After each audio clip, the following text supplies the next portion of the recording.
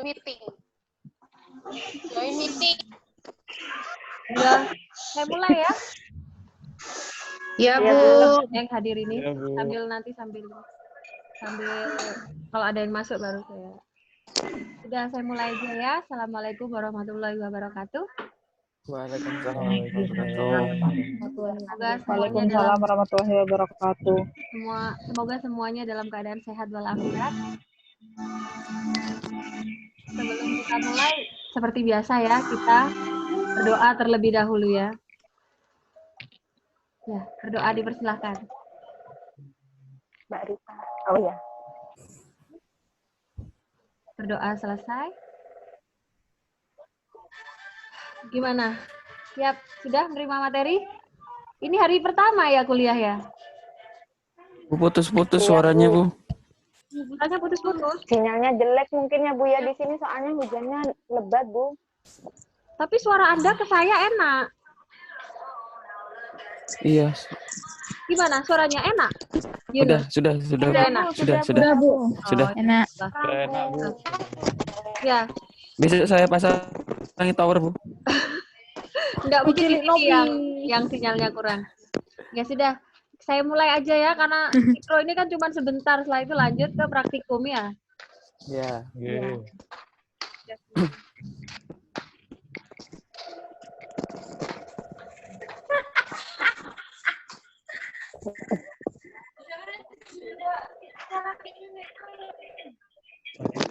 Nah, materi pertama adalah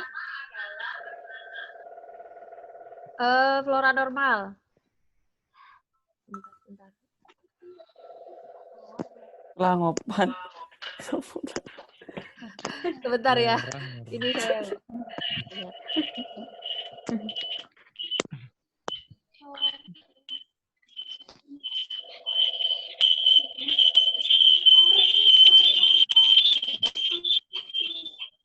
Suara apa itu ya? Ya, saya mulai dengan Flora flora normal. normal ya, flora normal. Flora normal itu apa kira-kira artinya? Ada yang sudah tahu? Tumbuhan. Flora itu tumbuhan. Kalau normal artinya apa? Normal? Jadi flora yang biasa kita dengar itu kan ada flora, fauna ya. Ya, Bu. Dengaran suaranya? Suaranya mantul-mantul, Bu. Suaranya mantul-mantul. Iya. Anak-anak di Saya mute semua enggak apa-apa ini? Tapi kalau enggak apa-apa, Bu. Ya. kalau di mute nanti kita nggak bisa Nggak interaksi. apa-apa. Berarti Anda dengarkan saya aja ya. Iya, Bu. Oh iya ya Bu.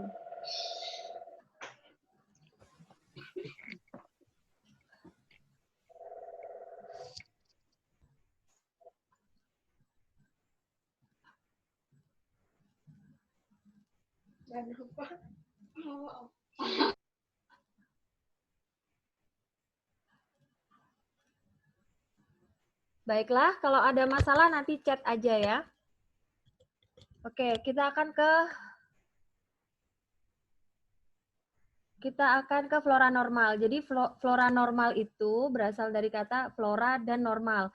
Flora artinya tanaman dan normal itu berarti sesuai dengan standar, sesuai dengan hal-hal yang biasa, normal. Nah, jadi sesuatu yang normal yaitu tanaman. Nah, ini agak kurang tepat sebenarnya istilahnya. Istilah yang tepat itu sebenarnya mikrobiota normal. Mikrobiota normal itu berarti menggambarkan mikro itu ada artinya apa? Kecil, tidak kasat mata, sulit untuk diamati dengan mata tanpa bantuan alat. Kemudian biota itu adalah lingkungan.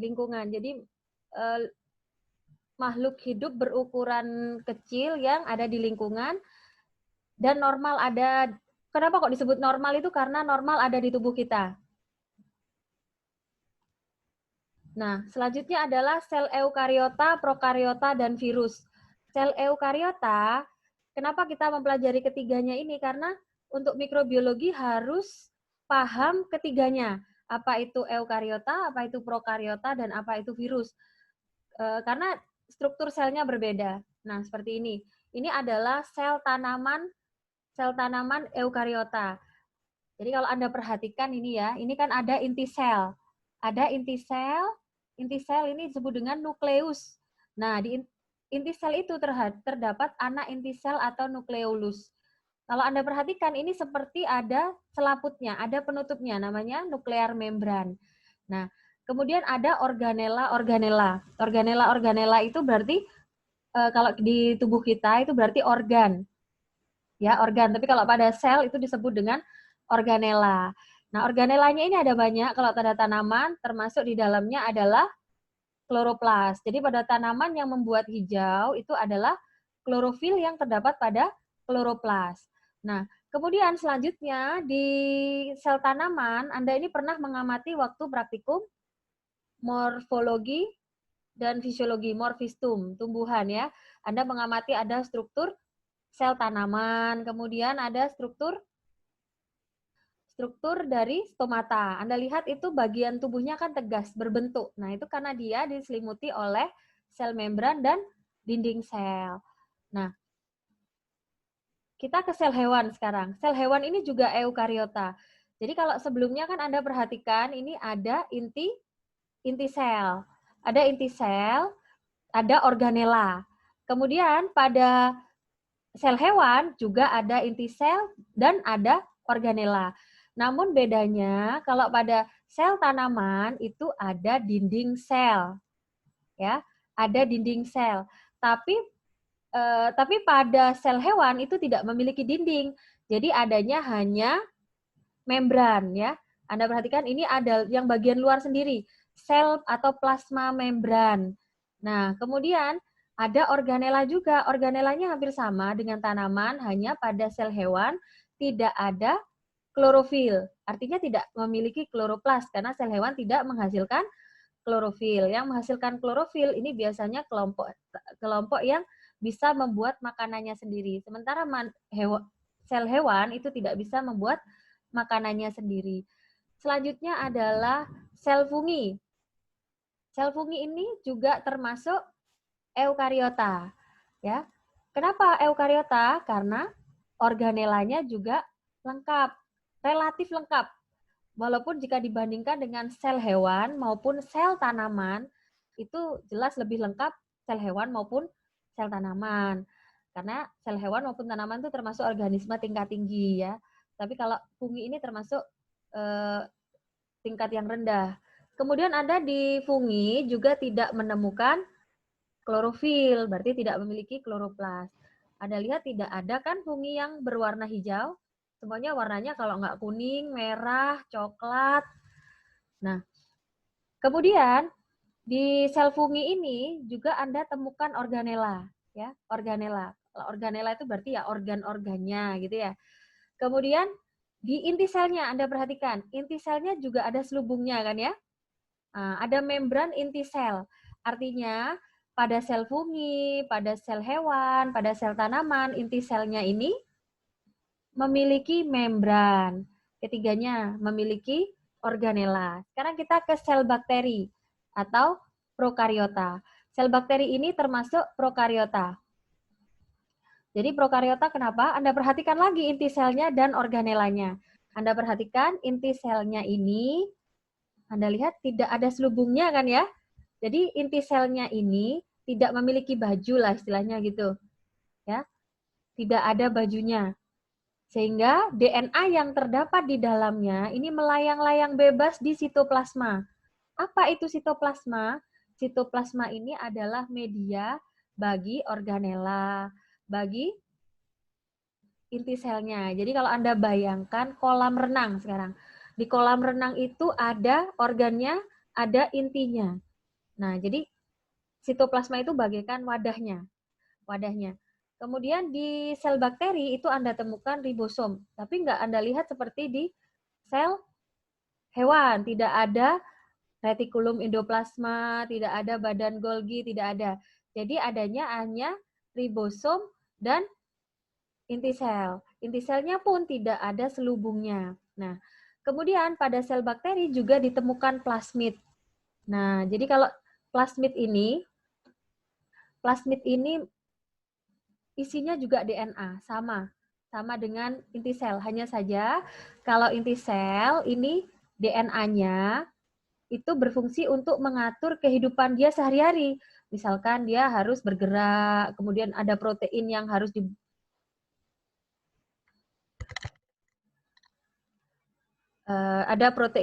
dibuat. Kemudian kalau plasmid itu menentukan bagaimana dia bereaksi terhadap resistensi. Jadi kalau resistensi terhadap antibiotik itu ngaturnya di plasmid. Ya, kalau kehidupan dia sehari-hari untuk bergerak, ngatur untuk menghasilkan protein-protein tertentu itu di inti selnya. Tapi kalau untuk resistensi terhadap antibiotik itu di plasmidnya. Kemudian virus. Nah, jadi virus ini Anda perhatikan ini ada virus influenza termasuk corona kan juga termasuk virus influenza. Kemudian bakteriofage ya, bakteriofaga. Jadi bakteriofaga ini adalah virus yang menyerang sel bakteri, dinamakan bakteriofaga. Biasanya ini banyak menyerang bakteri dan juga menyerang sel tanaman. Kemudian untuk influenza ini kan biasanya menyerang makhluk hidup seperti unggas, babi, mamalia, kemudian manusia. Ya, Anda perhatikan. Jadi pada virus ini organelanya, apakah ada organela? Tidak ada kan ya organelanya? Yang ada hanya apa? Asam nukleat ya. Asam nukleat ini berisi basa, berisi kalau istilahnya DNA atau RNA gitu loh ya. Kemudian kalau pada bakteriofaga ini ada ekornya, tail, ekor, dan dilengkapi dengan serabut. Kemudian pada virus influenza, Anda lihat ini tubuhnya diselimuti oleh duri-duri, spike. Kemudian intinya ini tidak bermembran, membran inti tidak ada. Jadi ini namanya hanya membran envelope, tapi tidak ada membran inti. Sehingga virus ini tidak bisa dikelompokkan menjadi makhluk hidup. Kenapa? Karena virus ini tidak melakukan seperti makhluk hidup, berburu, kawin, ya, mencari makan, tidak. Jadi virus ini tidak melakukan hal itu. Jadi bagaimana dia memperbanyak diri?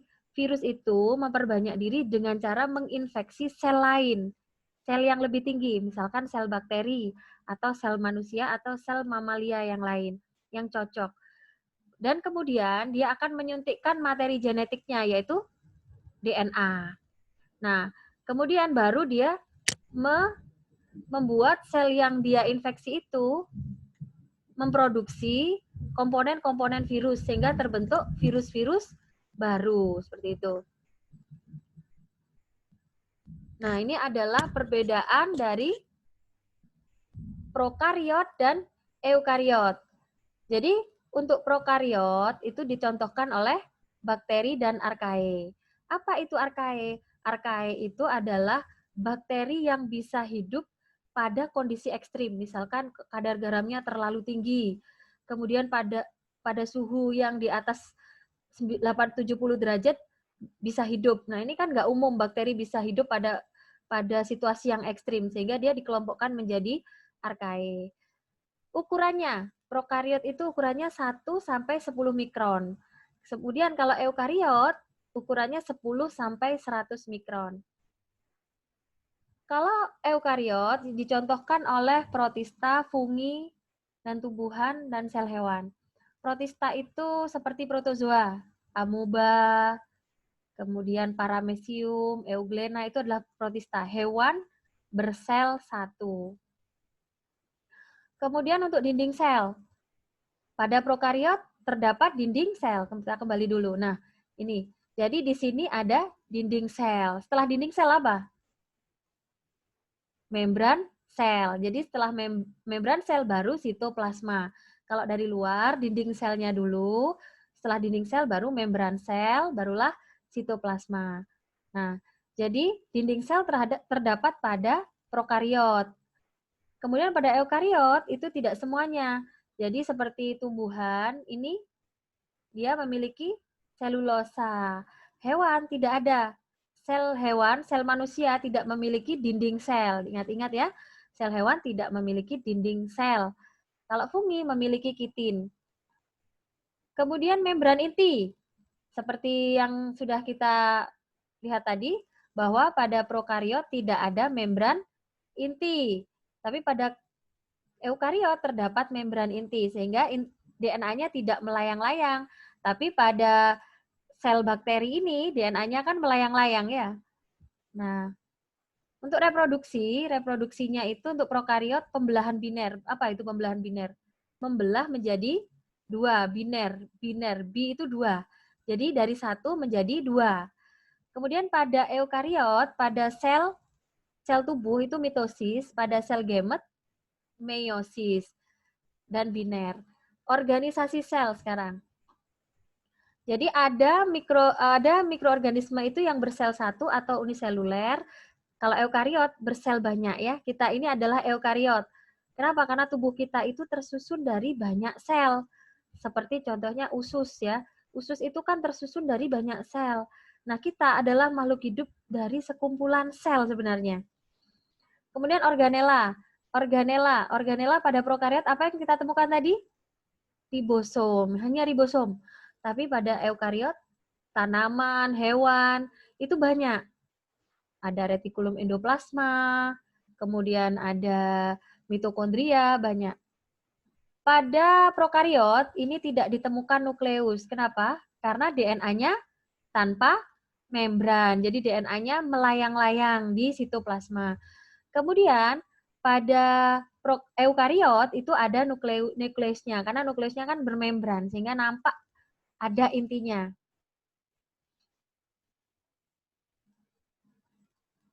Nah, ini adalah gambaran koloni mikroorganisme pada media agar. Ya, berbagai koloni. Nah, ini adalah koloni dari tangan seorang anak kecil yang habis bermain dari luar, tangannya kotor. Kemudian anaknya diminta untuk meletakkan tangannya pada plate ya, seperti Anda tidak praktikum mikrobiologi ini ya. Jadi kalau di praktikum mikrobiologi yang pagi, mahasiswa mencoba hal ini, tapi tidak tangannya, hanya di swab saja. Nah, ternyata tangan anak yang belum dicuci, yang kotor,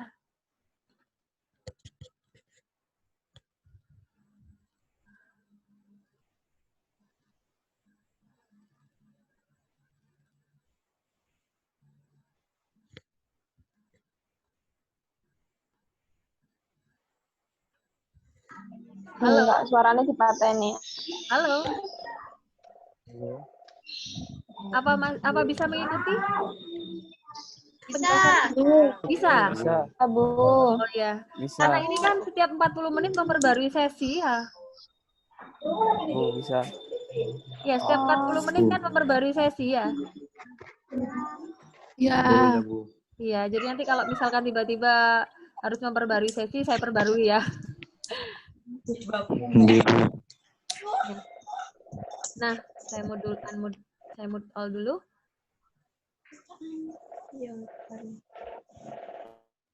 Nah, selanjutnya kita ke manfaat mikroorganisme. Jadi, manfaat mikroorganisme. Mikroorganisme itu sangat bermanfaat ya. Contohnya flora normal pada manusia. Anda itu memiliki flora normal. Ya, kita semua memiliki flora normal. Kita peroleh sejak kita bayi dan sampai meninggal kita akan memilikinya. Kemudian untuk fermentasi, ya ini dalam bidang industri makanan ini penting sekali untuk tempe, sehingga tempe itu kalau dimakan kedelai itu, kalau kita makan kedelainya itu setahu saya itu berbahaya kalau kita terlalu banyak makan kedelai. Tapi ketika kedelai itu sudah difermentasi, maka tidak masalah. Jadi ini seperti ini. Tempe ini hasil fermentasi dari apa? Kedelai oleh jamur Rhizopus oligosporus. Dan ini meningkatkan nutrisinya. Kemudian dalam bidang farmasi, adanya jamur penisilin. Nah, jamur penisilin ini bentukannya seperti yang pada jeruk itu. Nah, Selanjutnya ini flora normal di tubuh manusia. Jadi flora normal di tubuh manusia. Kita semua memiliki flora normal. Flora normal itu bisa ada di kulit, ada di saluran cerna maupun di saluran nafas, di saluran genitalia atau kelamin. Nah, contohnya di kulit kita. Kulit kita itu ada Staphylococcus aureus, Propionibacterium. Nah, Propionibacterium yang seperti kita tahu, ini penyebab apa? Penyebab apa? Propionibacterium? Penyebab jerawat ya. Kalau Staphylococcus aureus ini penyebab bintitan atau udunen gitu ya. Nah, ini biasa sering banyak orang yang terkena bintitan karena Staphylococcus aureus. Nah, bintitan itu akan berulang terkena apabila orangnya sudah mulai resisten terhadap antibiotik, diberi obat, kemudian kambuh lagi. Bintitannya hilang, setelah itu berapa minggu kambuhan. Nah, berarti ada masalah, mungkin bisa jadi resistensi. Kemudian pada saluran genitalia, Anda lihat ada lactobacillus. Ternyata lactobacillus itu tidak hanya ada di usus, tapi juga ada di saluran genitalia, terutama pada perempuan ya. Ini supaya vaginanya apa? Asam ya. Vagina nggak boleh apa? Nggak boleh basah. Harusnya asam. Kemudian di pencernaan ini ada Escherichia coli, ada lactobacillus juga. Jadi ada juga Candida. Candida juga bisa ditemukan di saluran genitalia. Nah, ini flora normal atau mikrobiota normal. Ini menghuni kulit, membran mukosa. Apa itu membran mukosa? Membran mukosa itu adalah kulit yang melapisi tubuh kita bagian dalam. Kalau kulit, kita kan dilapisi oleh kulit. Kalau nggak dilapisi kulit, kan daging kita akan terpapar ya, akan nampak. Sehingga dilapisi oleh kulit. Itu kulit bagian luar. Kalau membran mukosa, itu kulit bagian dalam. Diberi nama mukosa karena bisa menghasilkan mukus. Mukus itu adalah lendir. Ya, jadi disebut bukan kulit lagi kalau di dalam namanya membran mukosa. Seperti di mulut kita, bagian dalam itu. Ya, itu menghasilkan lendir. Di hidung juga ya, bisa menghasilkan lendir. Sehingga disebut membran mukosa. Secara umum, flora normal ini tidak menyebabkan penyakit secara umum. Ya. Karena apa? Karena fungsinya itu membantu keseimbangan hidup manusia. Bagaimana caranya? Nah, misalkan di usus itu kan ada lactobacillus, ada Escherichia coli. Nah, jika keseimbangan di usus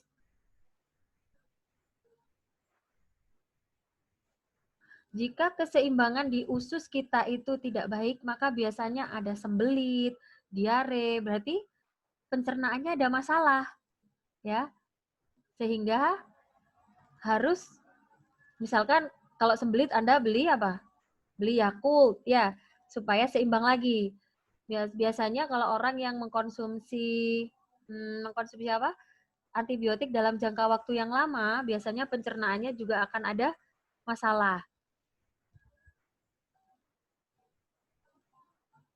Kemudian membantu pencernaan, membantu degradasi toksin. Apa itu membantu degradasi toksin? Jadi ketika kita itu makan, itu enggak semuanya loh bebas toksin. Kadang kita makan itu ada toksinnya.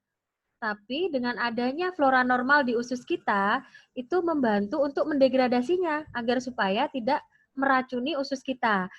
Sehingga kesehatan dari organ-organ tubuh kita, termasuk flora normalnya, itu akan berpengaruh terhadap kesehatan kita secara umum. Kemudian ini ada membantu pematangan sel imun. Jadi sel imun yang keluar dari bone marrow, keluar dari tempat produksinya, yaitu bone marrow, itu sel imunnya itu masih polos, masih TK, masih kanak-kanak. Jadi dia nggak ngerti bedanya musuh dengan teman. Ya, istilahnya begitulah. Artinya dia belum memiliki memori mana musuh, mana teman, karena masih polos, masih bayi. Nah, selama perjalanannya sel imunnya adalah salah satu sel tubuh kita yang bisa bergerak bebas kemana-mana. Jadi selama pergerakannya dia akan bertemu antibodi, bertemu antigen, bertemu parasit, bertemu virus, bertemu bakteri. Nah, dia mulai belajar mana yang self atau teman, yang non self, atau musuh. Nah, ini adalah ada istilah residen dan transien.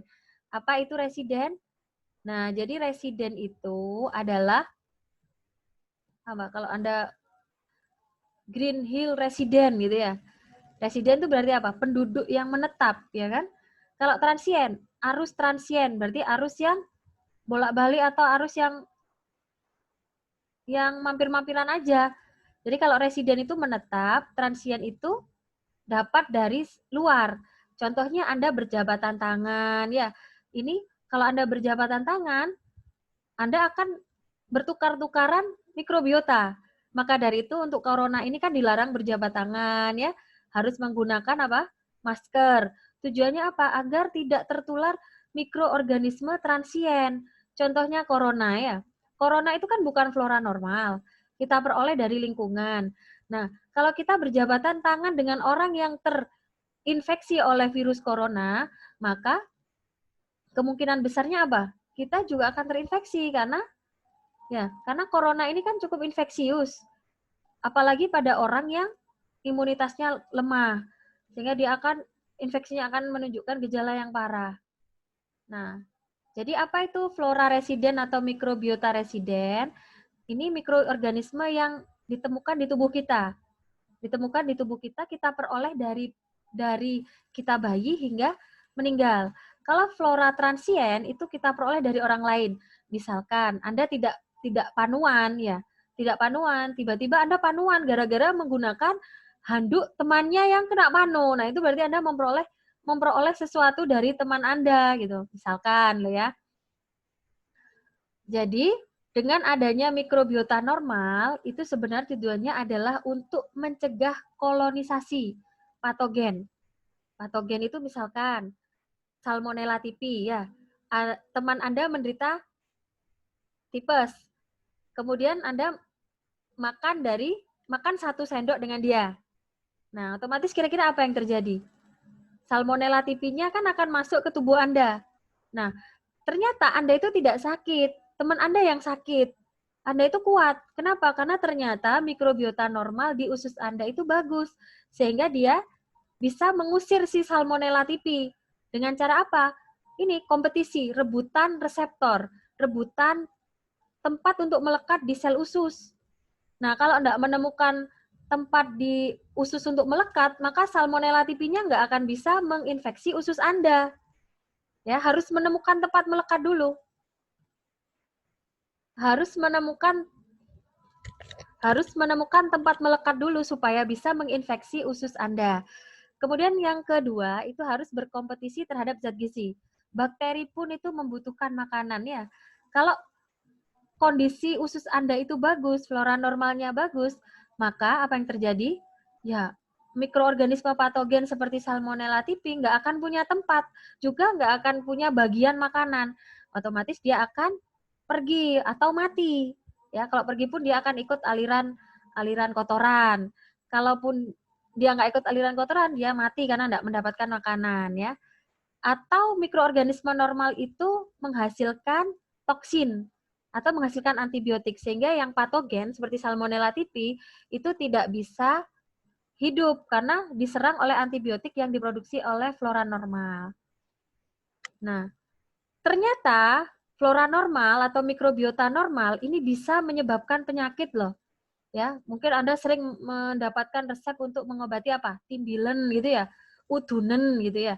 Sebenarnya timbilen atau udunen ini bisa disebabkan oleh flora normal yang ada di kulit, yaitu Staphylococcus aureus ya.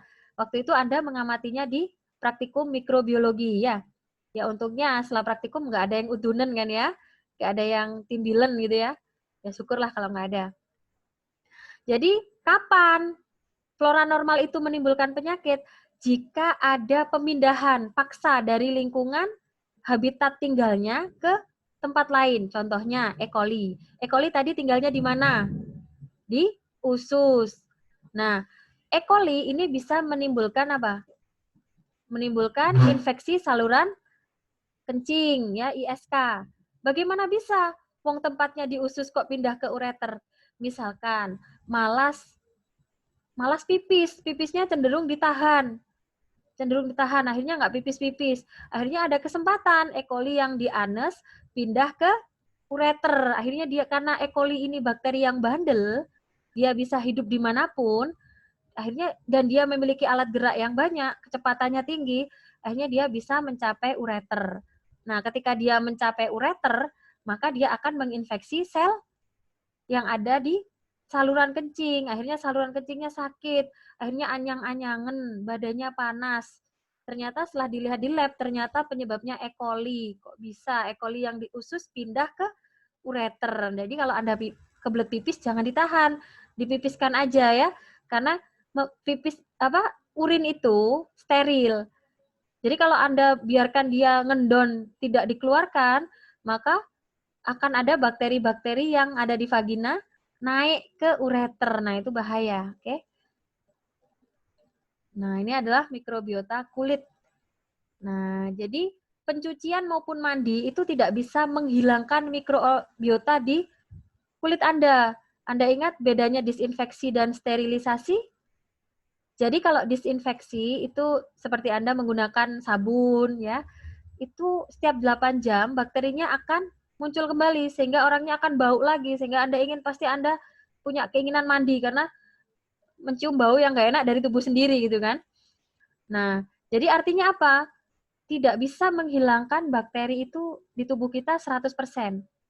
Karena Anda ingat, yang bisa menghilangkan bakteri 100% berarti apa? Sterilisasi ya. Sterilisasi itu menggunakan otoklav. Ya nggak mungkin kan kulit kita di otoklav. Ya, jadi kita hanya bisa mengurangi gitu ya. Kita hanya bisa mengurangi. Nanti 8 jam kemudian dia akan banyak lagi, dicirikan dengan munculnya bau. Ya kecuali mungkin kalau di AC ya dia agak terhambat karena Anda juga akan agak keringatnya agak cepat lebih kering gitu. Nah, kemudian bagaimana cara mengusir mikrobiota transien yang ada di kulit? Bagaimana caranya? Nah, kalau pada vagina tadi apa? pH-nya harus asam ya. Kalau di air mata itu menghasilkan enzim namanya lizozim. Jadi nggak ada salahnya Anda nangis, kalian membersihkan mata dari bakteri ya. Tapi jangan sering-sering nangis. Nangis nggak apa-apa, tapi jangan sering-sering, nanti matanya bengkak. Kemudian asam lemak dalam sekret sebasea. Jadi berkeringat itu bagus juga kok. Tapi kalau keringatnya tidak segera dibersihkan itu bisa jadi masalah. Nah, ini adalah mulut. Jadi ketika Anda ngomong, sebenarnya Anda itu sedang melontarkan banyak mikroorganisme ya. Melontarkan banyak mikroorganisme. Anda lihat ini. Sehingga ketika wabah corona ini diminta orang-orang itu menggunakan masker karena setiap kali ngomong kita nggak tahu yang kita ajak ngomong itu sudah terinfeksi atau belum, ya kan? Ya, seperti TBC. Orang penderita TBC itu wajib menggunakan masker karena setiap lontaran dari setiap dia berbicara itu akan melontarkan droplet kan. Nah, dropletnya itu mengandung Mycobacterium tuberculosis, apalagi kalau batuknya itu merejan gitu kan. Ya, itu akan melontarkan bakteri yang ada di paru-paru keluar sehingga akan menulari orang-orang yang di sekitarnya. Nah, kemudian yang gigi ini Anda lihat itu adalah orang yang terkena karang gigi ya. Karang gigi dan saya tidak tahu ini rasanya, tapi katanya ini rasanya sakit sekali. Tuh. Nah, mikrobiota normal mulut dan saluran nafas. Nah, jadi membran mukosa pernafasan kita itu steril kok waktu lahir. Tapi namanya bayi itu kan lucu, gemesin ya, pasti akan tertarik menciumnya. Nah, saat itulah dia mulai mendapatkan flora normal di saluran pernafasannya. Saat dia perjalanan dari rahim ibunya untuk sampai lahir, itu dia juga nggak sengaja menghirup, sehingga dia akan mendapatkan flora normal. Kemudian terkontaminasi di jalan lahir. Ini adalah contoh-contoh flora normal di saluran nafas. Kemudian mikrobiota normal di saluran cerna. Ya, saluran cerna. Pertama kali bayi itu akan mendapatkan flora normal kapan?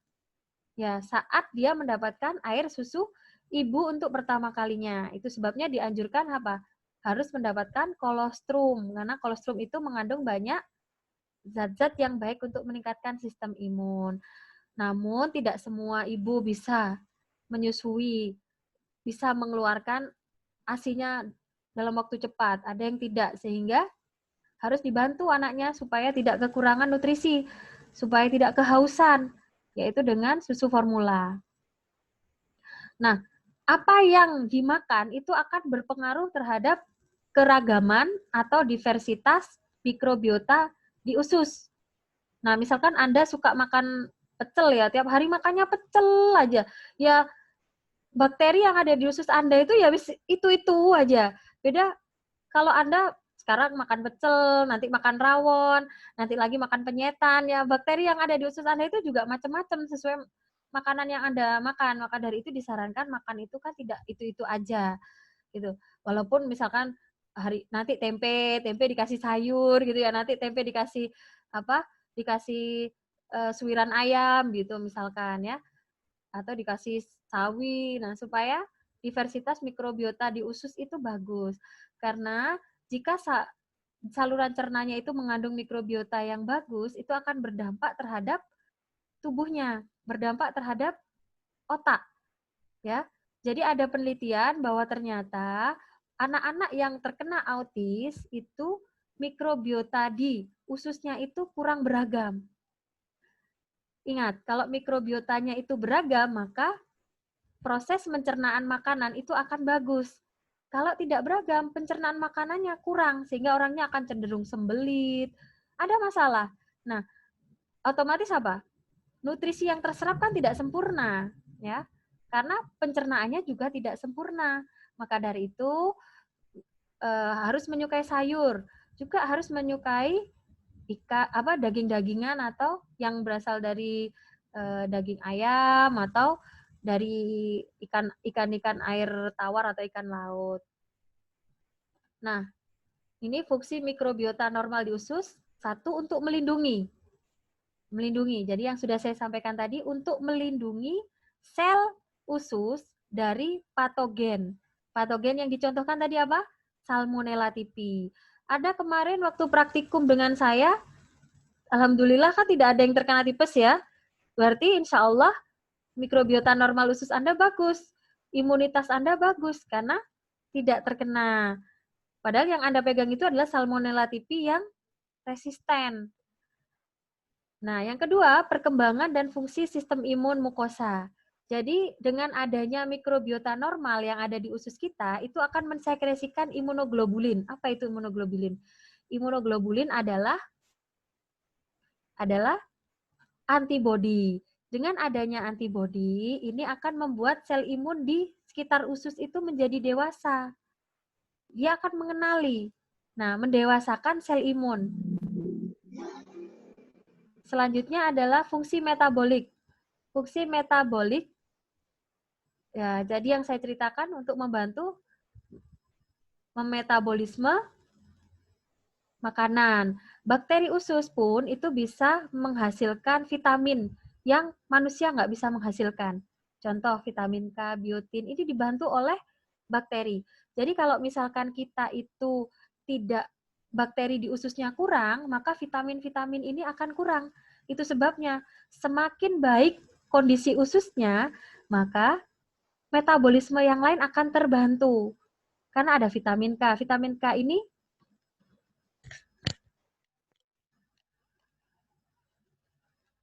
Vitamin K ini penting untuk proses pencernaan. Biotin, folat. Nah, jadi ada istilah bahwa yaitu tadi autis itu dapat disebabkan oleh kondisi mikrobiota di usus yang kurang baik. Nah, ini contohnya kepadatannya. Nah, ini adalah Yakult. Yakult itu berisi bakteri Lactobacillus ya. Selanjutnya mikrobiota normal vagina. Jadi saya tidak membahas mikrobiota normal pada laki-laki ya. Karena pada umumnya kan ini juga dijual bebas kan di mana untuk kebersihan vagina supaya vaginanya tidak basah gitu ya. Jadi pada vagina itu bayi perempuan itu beda bakterinya. Jadi pada saat dia baru lahir, lactobacillusnya itu aerob. Apa itu aerob? Dari kata air. Air itu apa? Udara ya, udara. Jadi lactobacillusnya itu masih lactobacillus yang tinggal di bagian luar dari vaginanya. Di bagian dalamnya belum ada. Nah, ketika dia sudah mulai puber, nah lactobacillusnya itu jumlahnya meningkat tajam. Kenapa kira-kira? Ya, karena ini ada hubungannya dengan hormon. Maka dari itu, wanita yang puber itu hormonnya kan masih bagus. Ya, hormon apa?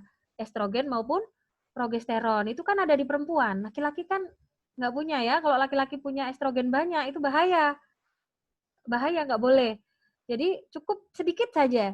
Yang cukup punya banyak itu perempuan. Ternyata lactobacillus itu dipengaruhi diversitasnya oleh hormon. Ada penelitian yang membuktikan bahwa diversitas dari lactobacillus pada vagina itu dipengaruhi oleh hormon. Maka dari itu ketika perempuan itu sudah mulai menopause, lactobacillus di vaginanya itu berkurang.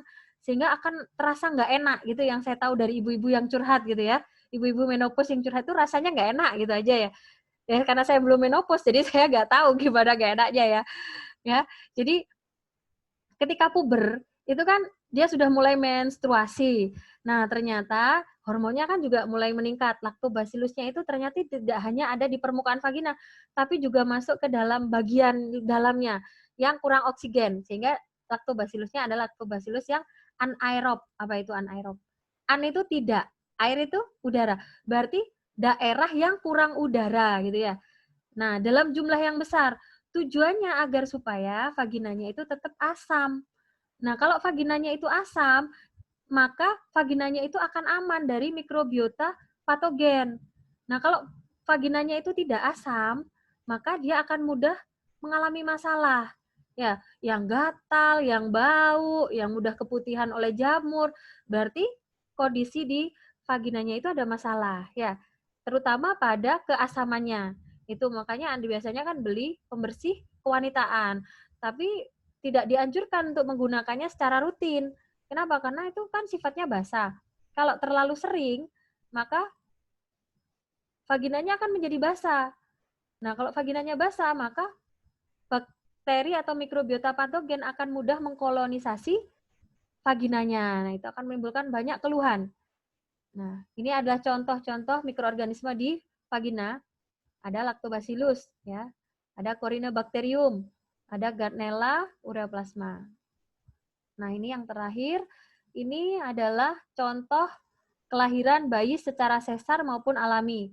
Jadi yang ini adalah kelahiran secara alami yang atas, ya ini itu adalah lactobacillus bakterinya. Jadi bayi yang lahir secara alami itu ternyata bakteri yang ada di kulitnya itu ditemukannya adalah Lactobacillus, Prevotella, dan Bifidobacterium. Beda dengan bayi yang lahir secara sesar. Anda lihat, bayi yang lahir sesar itu keluar dari mana? Dari perut yang dirobek kan, disobek. Nah, akhirnya bakteri yang nempel apa kira-kira bakterinya? Ya, bakteri yang ada di kulit ibu. Seperti ini, Clostridium, Staphylococcus, Propionibacterium, ini kan ada di kulit. Sementara yang lactobacillus pada kelahiran bayi alami itu ini adalah bakteri-bakteri yang ada di mana? Di vagina ya. Jadi itu bedanya. Nah, ini tidak perlu dijawab, bukan tugas, tidak perlu dikirim, tidak perlu dikerjakan ya. Ya. Saya unmute dulu. Bagaimana penjelasannya? Mantap. Balapan ini ya. Jelas. Balapan. Karena durasi ya. Terus ada pertanyaan kah dari sini? Belum, Bu. Belum ada ya? Dengerin dulu sampai habis, Bu, nanti. Ya, ini sudah Ada yang slide nggak bisa terakhir. masuk, Bu. Oh, siapa? Ada yang nggak bisa masuk. Kok bisa ya? Ini Nggak ada Wahyu, masuk. Ini nggak ada masuk. Yang Ayu masuk. Desimela. Ada 6 5 orang orang. yang belum. 6 orang, 6 orang. Ini siapa? Oh, alah. Ini suara deh. Iya, nggak ada ini. Suaranya ini. Kayak apa ya?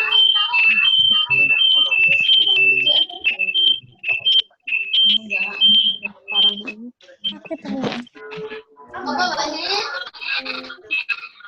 enggak bisa coba? Maaf. Ya, jadi itu tadi penjelasan untuk kuliah yang terakhir, kuliah pertemuan yang pertama itu tadi sudah slide terakhir. Jika ada pertanyaan, mungkin kita tunda dulu ya, karena sepertinya bentar lagi ini durasinya habis ya.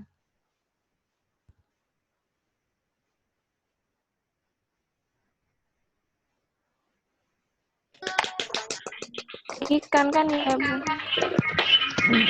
Gimana? Ini suara apa ya? Suaranya apa, Ra? Aduh, suaranya apa sih? Ada pertanyaan? Nggak masuk gimana, Bu? Yang nggak masuk, yang nggak Mas. Ada 6 orang. Berapa ya, Bu? Nggak ada di sini, nggak masalah sih. Tapi ya kasihan kan nggak dapat. Halo. Iya. Halo. Iya. Kasihan. Kasihan nggak Disampaikan dapat anak-anak. informasi. Jadi sebenarnya saya itu ada videonya. Ya, ada video PPT yang ada suara saya. Kalau Anda mau nanti saya kirimkan ke Komteng ya. Jadi yang nggak ada, Anda bisa mengulang-ulang sendiri di rumah ya. Bisa buat belajar sendiri. Baiklah, untuk kuliahnya saya akhiri dulu ya. Waktunya juga sudah habis. Kita lanjut ke praktikum. Saya tutup dulu ya. Kita nanti saya invite lagi ya. Saya beri passwordnya lagi ya. Iya, Bu. Sudah. Terima kasih. Assalamualaikum. Iya, Bu. Waalaikumsalam. Waalaikumsalam. Waalaikumsalam.